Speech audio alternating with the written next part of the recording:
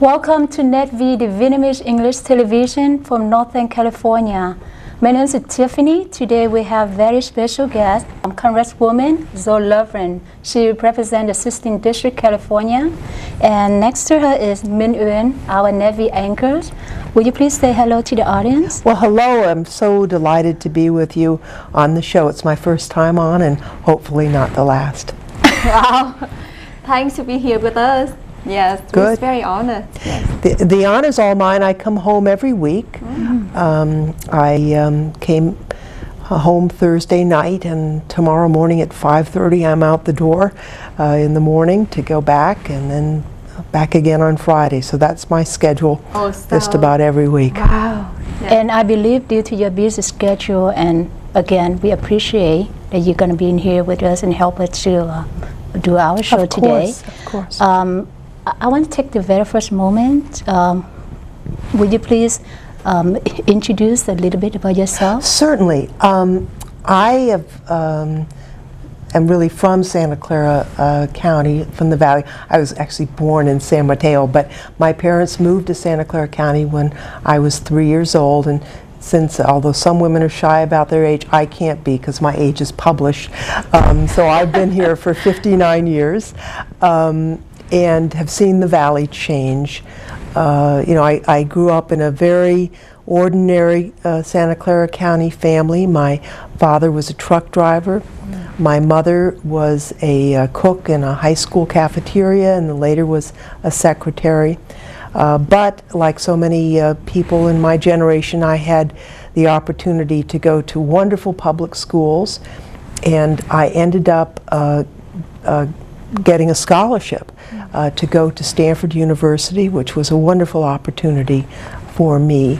After I graduated from Stanford, I went to Washington really without a job, but just to try and make the country better. And I was lucky enough to get a job with Congressman Don Edwards, and worked for him for almost 9 years.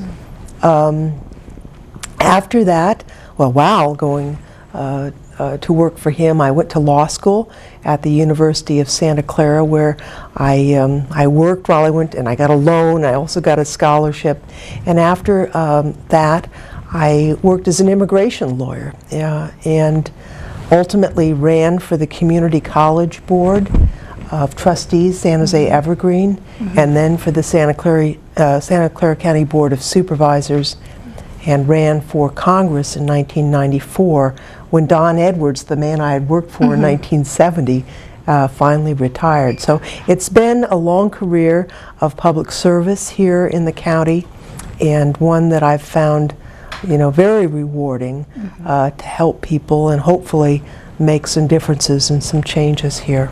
Yes. Wow. So how long have you been in the Congress? Well, since 1994, that was the election. I took office January 4th, 1995, and I have been re-elected every other year since that time. It's been an interesting and productive experience, certainly very different than local government. And when I was in local government, it's easy to get things done right away. There's 5 members of the Board of Supervisors. If you want to do something, you just formulate the proposal, and you get a second for your motion, and if you can't get a third vote, you should be in another line of work. And so we did things for public health and the county hospital, and built the Highway 85 and 237, and expanded 101. We did a lot of things for refugees. In the Congress, it's more difficult to get things done, but when you do, obviously it has international and national implications. So it's very different, but also I think important. I do my best while a member. Yes. I'm wondering what is the role of the 16th District Congresswoman? Well, it's interesting. There are 435 members of Congress in the House of Representatives, and each representative represents a specific number of people, roughly the same number, except for some states are so small they just get one. But in California there are districts, and this is the 16th district. It's primarily in the city of San Jose with a few precincts in Morgan Hill and Campbell and Santa Clara, but primarily in the city of San Jose. And my job is to go to Washington to represent my constituents on the votes that we have on the House floor. I serve on committees, as do all the members, and the committees I serve on are the Judiciary Committee and the Science Committee, which is important, of course, to our Silicon Valley. In the Judiciary Committee, I spend a lot of time on the Immigration Subcommittee. Because the Republicans are in the majority at the current moment, I am the senior Democrat on the Immigration Subcommittee.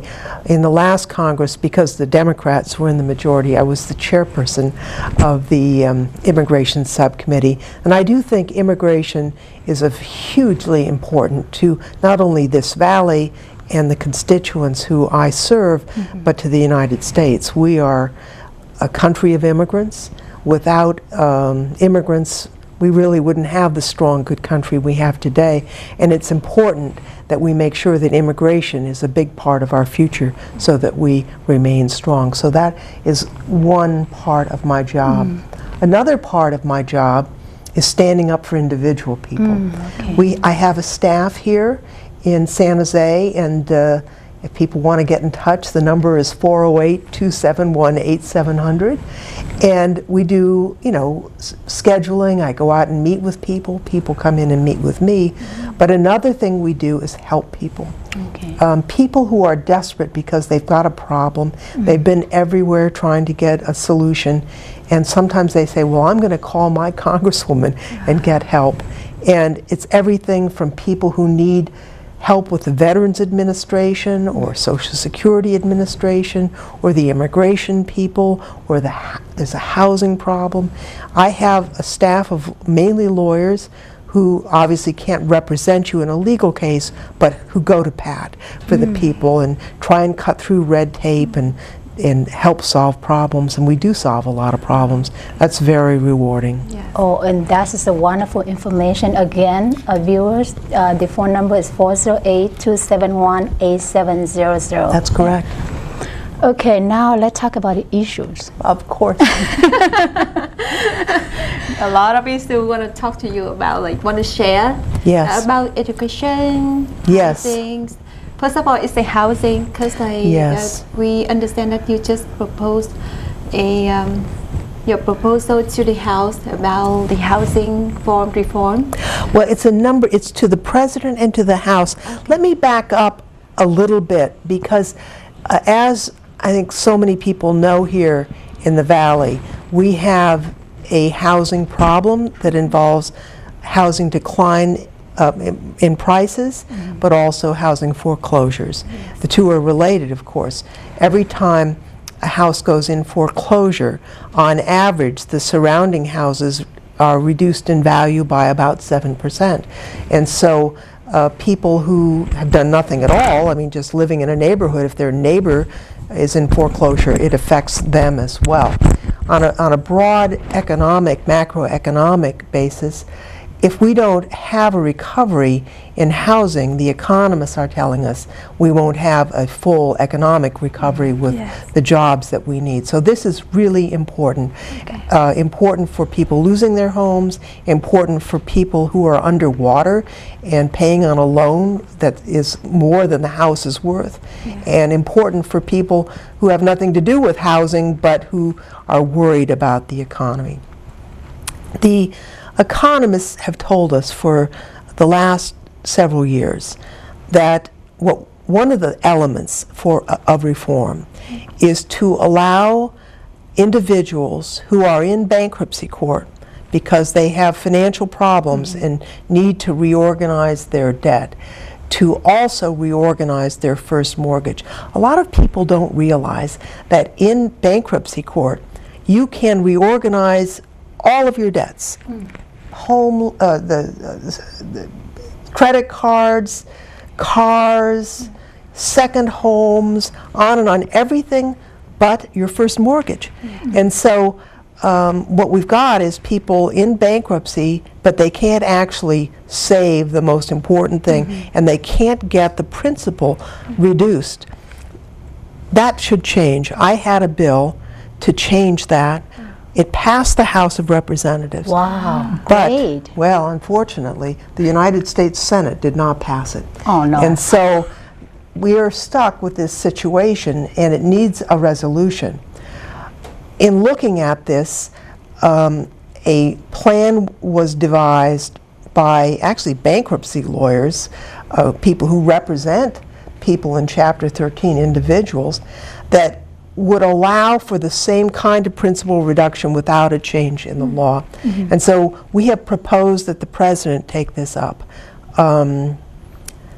We also proposed that he engage in a plan to allow homeowners who are current in their loans but who are underwater to refinance. We've got people 9–10% loans when you can go out and borrow money at 3%. And so actually that has been adopted. The President announced that a couple of weeks ago. Yes. We don't know how many people it will help, but many, many people will be able to refinance, save a lot of money, and help them get out from under this situation. The next thing the President needs to do is take up this principal reduction plan as well as some transparency plans. Now, we have been meeting with Edward DeMarco, who is the acting administrator of FHFA, which oversees Freddie and Fannie Mac and the FHA. We met with him last week, we met with him 2 weeks ago, and we're going to be in touch with him again this coming week on progress, because we can't let this go. If this doesn't get resolved, our economy is not going to get well. And that means millions of people who are unemployed are not going to see a way out as fast as they should. So you're still busy in the next coming Oh, weeks? absolutely. Yes. We're never going to let this go. And as I chair the California Democratic delegation, we meet every week when we're in session. And so it wasn't just me. It was me and almost every other Democrat in the House from California that signed this letter to the President. You think that they're going to have any process like go to the election? They're going to coming up in November? Well, it's a year from this month.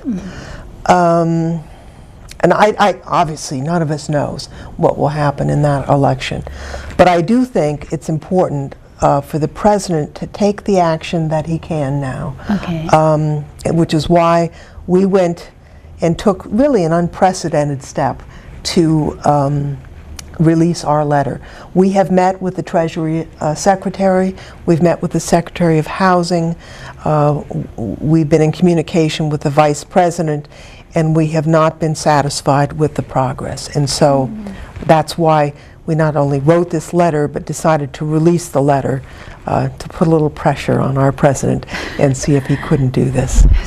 Okay. So in the House, how many members of the Democratic in California? There's 34 Democrats. Actually, there are more Democrats in California than there are total members from any other state. Yes. So when we speak with one voice, it's a big voice in the Congress. And we are hoping to make some further progress. And as I say, this refinancing provision is a major deal. I mean, that is going to help millions, I think millions. They did not estimate how many people will be able to qualify. But here's the requirements. Your house needs to be owned or guaranteed by Freddie or Fannie, and you can find that out by going to their website. And you can find out just on their website whether your mortgage is in that category. If it is, the only other requirement is that you're current on your mortgage payments, which most people are. Yes. And that's it. No credit scores, no reappraisals if you qualify for like a Zillow type appraisal, and you can go in and change in your high percentage mortgage for a low percentage mortgage. So that's a pretty big deal. Yes, for these, can our viewers call to your office? Absolutely, and we'll help them out if people don't have access to internet, or find out that it's too complicated, we'll be happy to sort through this and to help people, because I think if you can take advantage of this program, it's going to be hundreds of dollars a month for most people, and we can use the money, can't we? Yes. Right now, why don't we take a break for our commercial? We'll be right back. Okay.